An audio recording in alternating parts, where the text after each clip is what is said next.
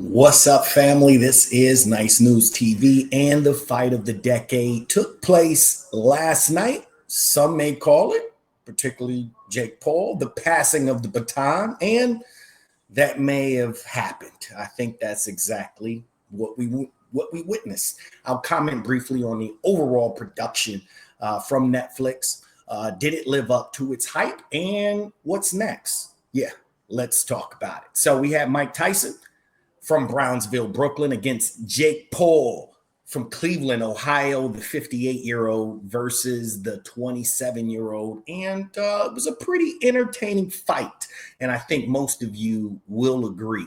Let's start by talking about the overall production. All right. This was the first fight for Netflix. I think they did a phenomenal job. Okay. Quality production.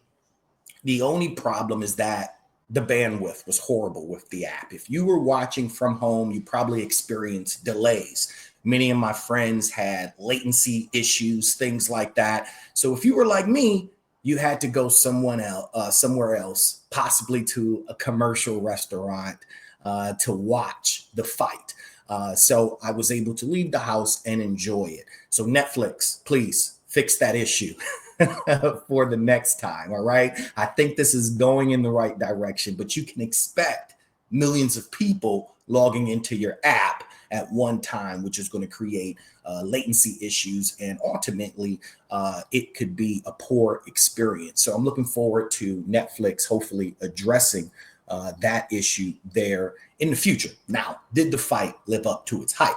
Yes. Yes, indeed. All the fights, I think, leading up to the main event were special in its own way.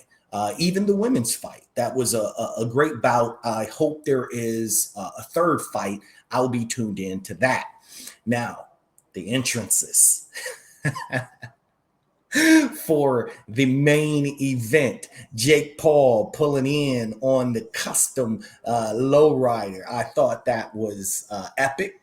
I like that it was hip hop influenced. He definitely caught me off guard with that. I think Jake Paul and his brother play the role that they're supposed to play very well. And I don't know if this is because they're YouTubers and they love to cater to their crowd and the sensationalism that's taking place, but they do it well. And I think we're going to see a lot more of Jake Paul in the mainstream moving forward. And like you said, this really turned out to be a passing of the baton, which was good. It was okay. Mike's entrance.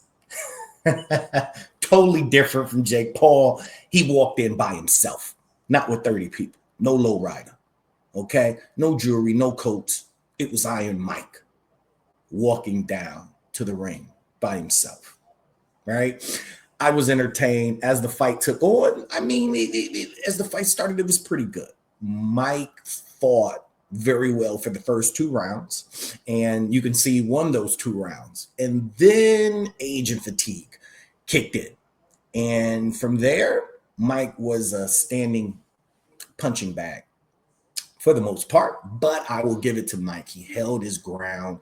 As far as conditioning, which was one of the things I said he would have to excel in, he did not. I think his conditioning could have been better. Sure, he looked better than some of his previous fights, but Mike was wore out by the 3rd round.